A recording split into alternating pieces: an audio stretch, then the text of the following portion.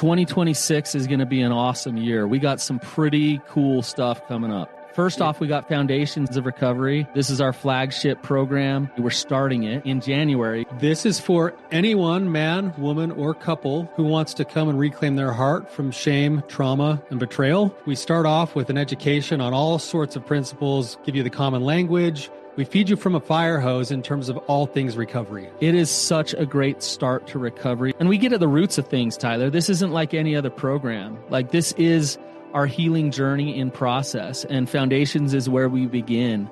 If you look at the value that you're getting there to kick off a good recovery with all of the right education, all of the right language, and a team to get you started while also being directed by Brandon and myself through the whole process, what a deal. So if you're interested, if you're struggling, if you've been wanting to do something for a long time, jump into this. This only comes around every so often, and we would love to have you there.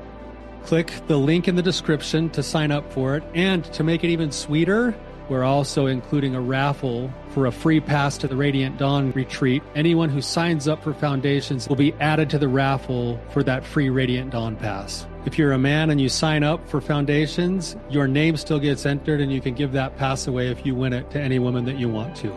So what you're saying, Tyler, is if you sign up and participate in Foundations, you could possibly go to Radiant Dawn for free? That's exactly what I'm saying, which is crazy because Foundations by itself is already an insane value. Man, I sound so salesy. But it actually is awesome. So come to Foundations. And even if you don't come to Foundations, sign up for Radiant Dawn. It's beyond therapy, the best healing experiences that you can have. Click the link below and come join us. Is it okay for me to have a relationship with my ex-in-laws, even if my ex hates it?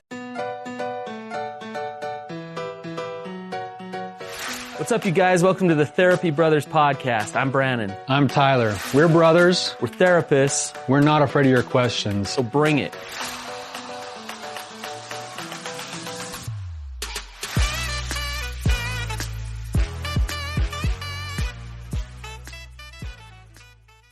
Good one, Tyler. I like it. But before we dive into that question, let me read a review. So this review has a lot in it, but I love it. So it says, it's okay to be attracted to other people. Way to slap shame in the face. I really admire your courage in tackling a taboo fact of life head on.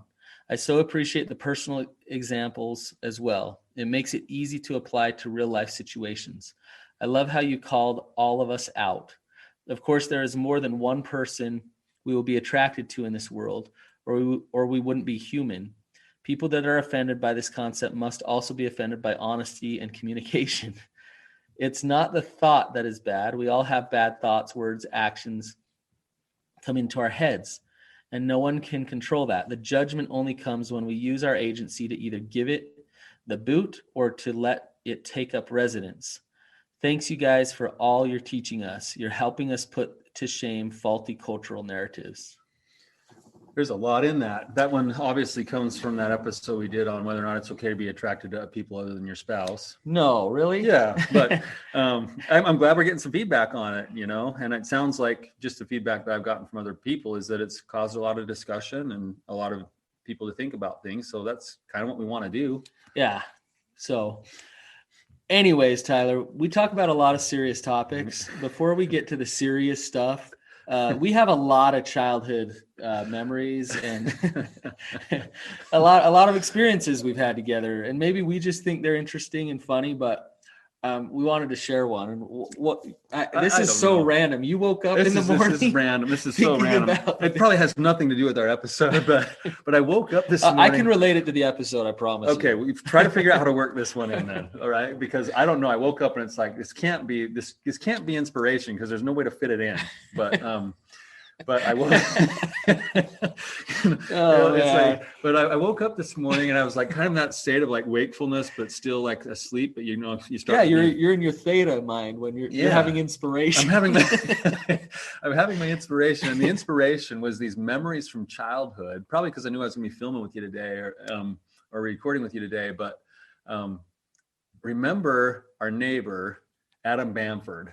Oh, growing up. how could I forget Bamps? I love that guy. Yeah, One of my favorite guys. We love the Bamfords. Adam Bamford and his little brother Brett, and Brett had Down syndrome, and he referred to himself as MacGyver. Remember MacGyver? Man, I love MacGyver. We love MacGyver. We'll have to tell some stories about MacGyver some other time. But I woke up with the memory of being out in the front yard. And in our front yard, we kind of had these streets with big trees growing in the very front parking strips there, and then cars would drive by. Not very many. It was a pretty low key street.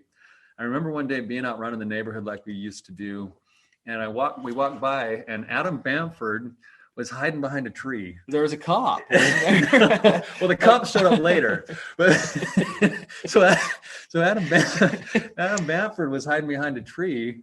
And a car drove by, and Adam Bamford had a package. The window was. He had a package of hot dogs, and he threw a hot dog. It went right through the car window and hit the person driving the car.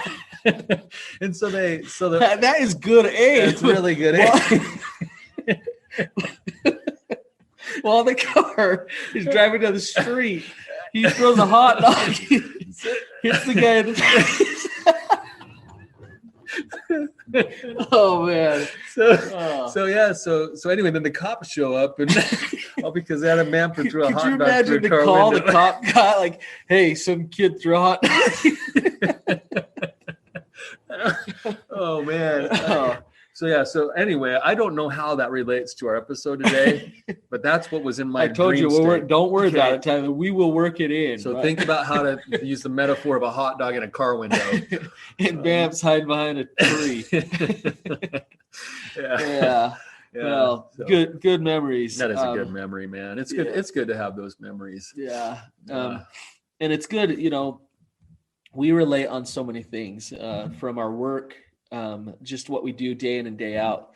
There's a real sense of empathy and a real bond because we feel each other's pain. But the other thing that really bonds us together, Tyler, is just stories like that. We were known in our neighborhood as the crazy family. That it was a little scary, I think, to go over to our house or whatever, but also the family that people wanted to hang out with and connect to. So, we knew a lot of people, and Bamps was one of them. Yeah, so. he could come to our front neighborhood, our front yard, and throw a hot dog through a window and almost get away with it. Okay. On to the serious question, which is actually a very good question, a very difficult question. So hopefully we can give some insight to it. Yeah, this will be an interesting discussion, Brandon. I'm going to read it to you, okay? So we get the full context. It says, is it okay to maintain a relationship with your ex-in-laws after your marriage ends, even if it upsets your ex? My husband and I were recently married and are in the midst of working through the challenges that come from blending our families. On my husband's side, his ex-wife has completely severed all ties with her family and does not want the kids to see her family. Throughout the divorce, my husband maintained his relationships with his in-laws and does his best to make sure the kids can stay connected to their grandparents, aunts, uncles, and cousins by inviting them over on special occasions or allowing their grandparents to visit them on our time. Being widowed myself, I understand the importance of keeping a relationship with my late in-laws because I know my children will only be able to maintain those relationships through me. So both my husband and I value the importance of extended family and make the extra effort because we want our kids to know that they can count on their family to always be there for them. However, this has caused a lot of contention for his kids and their mom because she becomes upset with them for seeing her family and she hates that my husband still keeps contact with them. It's gotten to the point where her family has begun to question if they should let go of their relationships with the kids for fear that it's doing more harm than good. They hate that they're the reason for the kids' trouble. They also worry it's only driving her farther away from ever reconnecting with them. My husband and I are saddened by this and aren't sure how to move forward. Do we continue to maintain these relationships for the kids because they love and miss the in-laws? Or are we doing more harm than good by putting the kids in these contentious situations with their mom? Wow. Yeah, excellent question. Yeah, there's a lot to this question. Yeah, and she actually, in some ways, answers the question in the description of what's happening. I think. The very last statement there, what did you say? The last sentence there. It says, do we continue to maintain these relationships for the kids because they love and miss the in-laws, or are we doing more harm than good by putting the kids in these contentious situations with their mom? So one thing that I'd like to say is, who is putting the kids in the contentious situation? Right, exactly. That's a good question, because in some ways, this is a really well thought out question, and you can tell behind the question that the intentions are actually really pure here. Absolutely. They want the kids to be able to have full access to as much of their family as possible. And right. And who's actually causing the contention? Right. Now, I want to ask you, Tyler, is that their right? Is that their right to say, hey, kids, we want you to have relationships with your family. We want to be able to connect with them. Or is it the right of the ex to say, boundary, don't do that. I don't want you guys around. Goodbye. It's the right of each individual person to make the decision that feels right for them. Yes, I agree. So if I like for instance, I'm going to use like an example maybe from my own life. It's like kind of a running joke that if I ended up with a divorce, that I'd probably get my wife's family in the divorce because they like love me. You know, her uncles like we're good friends and we want to hang out and we have a good time together. And I wouldn't see it as a problem if I wanted to maintain a relationship with her uncles, even if we were divorced. Well, and I think that's, I think one of the problems is when you think of divorce, you think of winning, you think of losing, you think of, who's going to get what and why. And the fact of the matter is that's not how it actually works. When you divorce, if somebody has a relationship with somebody, that's their relationship with them. And you don't own that. You don't, and so I just think that you really got to ask yourself, why are you doing what you're doing? If you really are trying to connect to those family members and you're doing it from a place of love, then let the ex try to sort out their stuff and deal with that. And you're not being a jerk by trying to help your kids have relationships with family. Yeah, well, and there's other people involved here too. It's not just the ex, but it sounds like the in-laws are also a tough position for them. They're feeling a bit of a squeeze too, because they've got their child that they're almost sounds like they're disconnected from. They want to repair that relationship. At the same time, they also want a relationship with the grandkids, and they're going to have to be the ones that make their own decision on how much they see the children, how much they see the children, or whether or not they set the boundaries to say, hey, look, we're going to temper this for a while. We're going to pursue our relationship with our daughter. That's on the in-laws to decide that as much as anybody else. Every person, what you're saying, Brandon, is every person in the equation needs to take ownership for their own reasons and then act accordingly. Yes. Instead of trying to manage everybody else. Like what I hear in this is if they were to go and say, well, we're going to make sure we protect the ex by not taking the kids to the grandparents. It's like what we've just done is we've enabled the ex to continue to throw a fit and not deal with her own issues.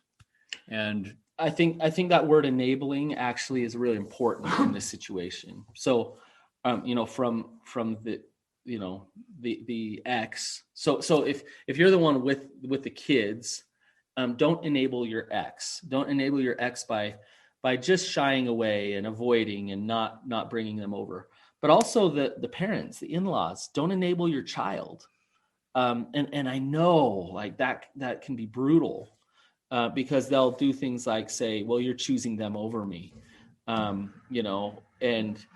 really push away. But if you're the in-laws and you feel like we like that relationship that we have with the ex, it's a good, healthy thing for the kids as well, then continue the relationship. Now, I do think the problem is if we look at this, integrity is really important. The problem is when manipulation and game playing and trying to get back at each other, if those things start to come into play, then it becomes really problematic. Like, look, I want to bring the kids over to your parents' house because I know you hate it. And it's a way for me to dig in the knife to show you how horrible you were in our marriage. Like stuff like that, that's gonna cause problems. Well, and that ultimately is going to be harmful to the children too, because then the children are intentionally being put in the place of being this pawn, and that scenario actually happens in divorce all the time with different type of topics in divorce. And it's a horrible position for the kids to be in over and over and over again. And good parents who get divorced are ones that can say, look, I'm not going to use you, child, as a means to try to validate my pain and my frustration from the relationship and the marriage. I'm actually going to care about you and what is best for you, right?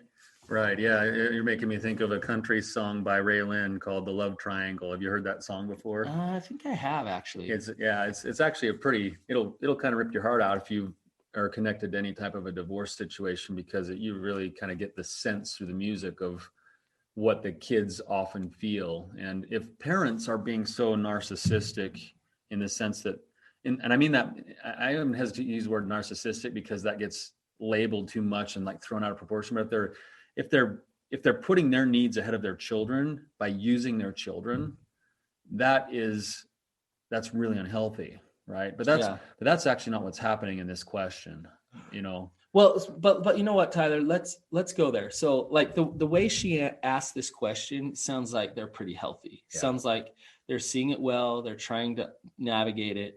And so it's easy for us to side with her, right? Because she wrote the question that way. But let's just pretend for a minute. Okay. And let's say that I'm the ex, and so my ex keeps bringing our kids over to our parents' house and hanging out. And I know that, and I really feel like my ex is manipulative and unhealthy to be around our parents. And yeah, I can't control them, but should I just smile and be happy that, they're showing up all the time and hanging out with mom and dad? No, yeah, you're right. So if we were to flip this flip it over. So let's say we are in the position of the ex, like you just said, and it's actually true that I've been in a relationship with my parents long enough to know that it's really kind of unsafe for my kids to be there. Yeah. But now my ex is taking him over to my parents' place. What do I do about it? Well, what can I do about it? I don't have any legal recourse. I can't really do anything legally. Well, it depends on your divorce decree, right? So you could have some, but probably not. Likely there's no legal recourse. So then what can I do? Can I control whether or not my ex is still going to do that? Without legal recourse, not really. Well, I think I could look at it a couple of different ways. One, I could say, what a jerk. Like, here they are doing their thing. They're manipulative, acting like they're so wonderful to our parents and building rapport with them and blah, blah, blah. And I could be angry and my heart could be at war. And, it could lead to me being vengeful and all those things, right? That's one option. That's an option. Yeah. I could fight fire with fire and that'll be really terrible on the children. Yeah. And on mom and dad, actually. All the people that are kind of caught in the crosshairs of it, mm-hmm. right? The other thing I could look at it this way. It might be hard for me to have my kids over there at the ex's alone, and she's bringing them to mom and dad's house. Like, at least they're getting exposure to some really good people at mom and dad's house, and I'm grateful that they're there instead of somewhere else. And so maybe she has motives that aren't the best. Maybe she's playing games or whatever, but I can find a way to try to accept that that's what she's doing. Right. Well, I mean, the only reason for moving into acceptance is to realize that maybe you need to try to figure out how to feel better about the situation that you have no control over. Yes. If I had someone taking my kids to my parents and I was at odds with my own parents, and I had a problem with that, I could also voice that. It's okay to voice that and say, but hey, if you voice it and you're a divorced spouse, then what are you going to be made out to be? Yeah, I mean, there's a chance to be made out of villain, but what I'm getting at is that if I don't like it, I can still be honest about it, and I could still say to my ex, whatever, say, hey, just so you know, these are the reasons why I don't like you going over to mom and dad's place. I can't control that that's going to happen, but it's okay for me to say that I don't like it. I think a good option is always communication. Yeah. But I think with divorce and with exes, when you communicate, you better check your agendas and your expectations at the door, because it very well could get thrown back in your face. So voice it, speak it up, and it might be heard. It might, or it may not be, depending on what the state of that relationship is. Right. So, yeah, there's another part to this question that I'm just kind of thinking about as well. If we go back to the original question, I think we've established that every person should make the call that they feel is the right call when their heart's at peace in how they should handle each relationship. Okay, interpret that.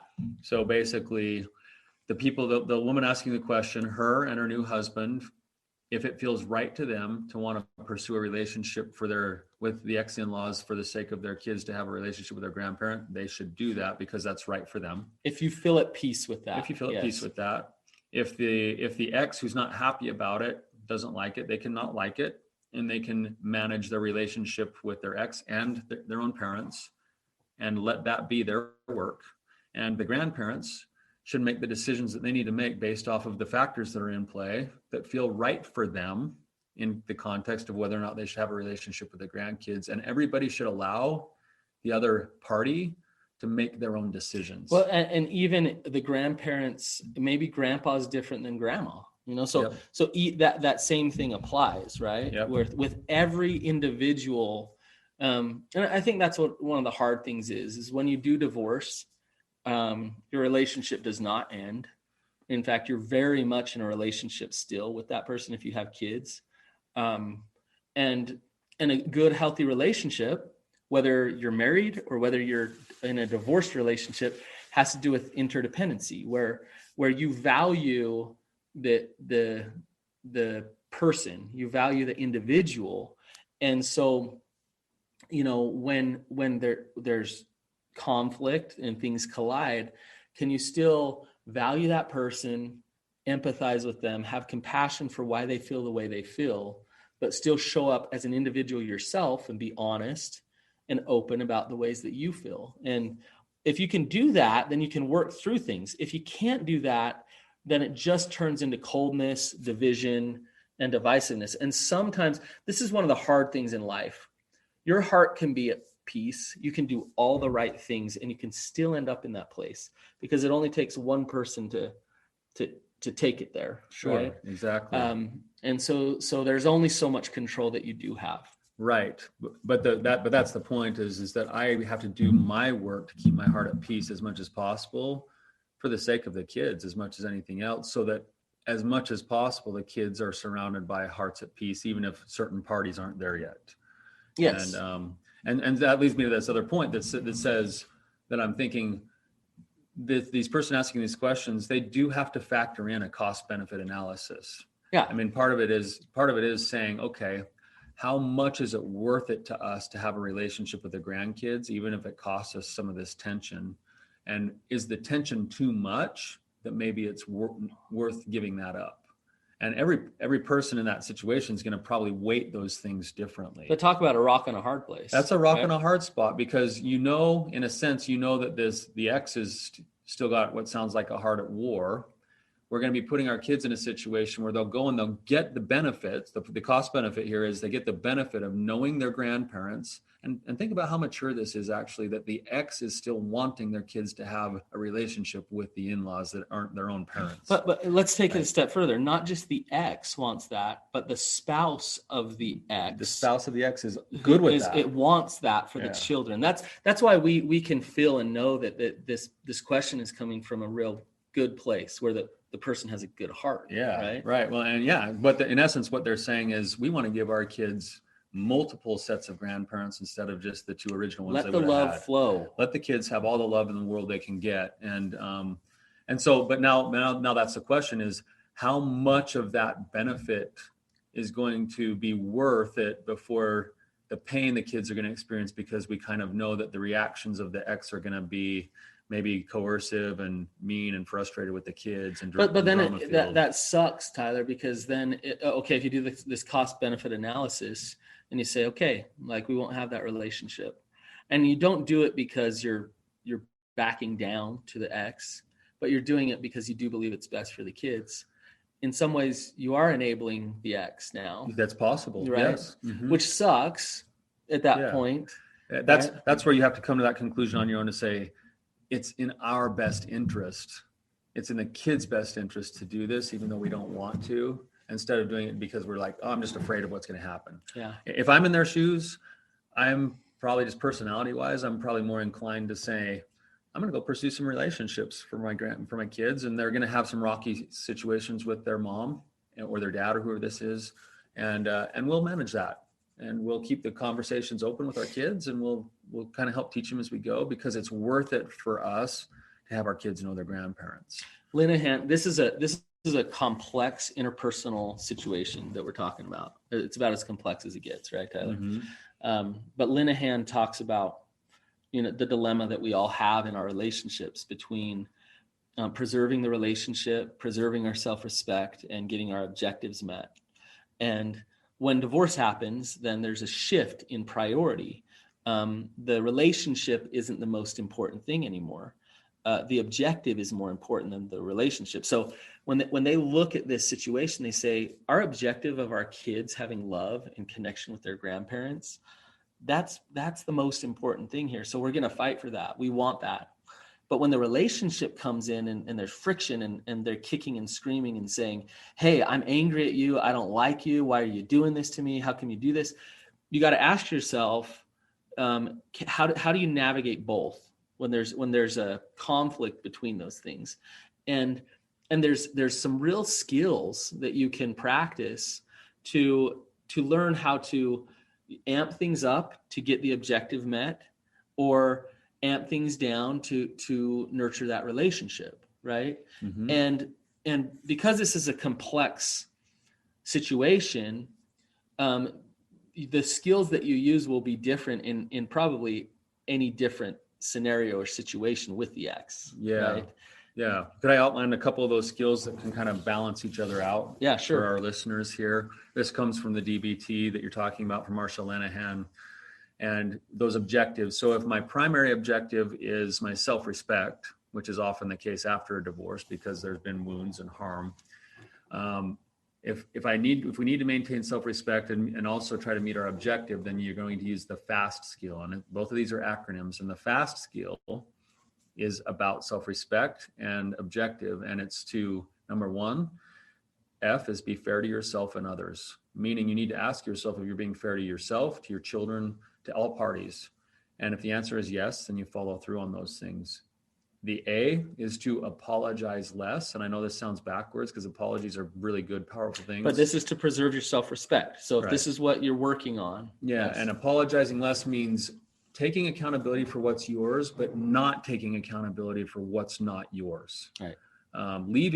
Leaving accountability in the court of every person who needs to own things. S is to stick to your values, meaning that you're going to not get sucked into drama, and you're not going to do the Jerry Springer show all the time. And you're going to Jerry, was Steve the bouncer and Jerry Springer? I don't know. I never watched it. Oh, God. But Brandon and I, sidetrack real quick. Brandon and I used to own a lawn care business, and we were so you don't lazy. Need to tell this story. No. We were so lazy that we only wanted to work like 3 days a week. So we got all of our lawns done, and every day we'd do our lawns, and we try to get done in time to get home and watch Jerry Springer on daytime television. So, on anyway. With it. Anyway, so S is stick to your values. The T of the FAST skill is to be truthful. Don't make excuses. Don't pretend. Just be truthful about what your intentions are, and don't sugarcoat things. Now, it doesn't mean be a jerk, but be honest about things, right? So that's the FAST skill. If I'm maintaining self-respect and trying to meet my objectives, I'm doing the FAST skill.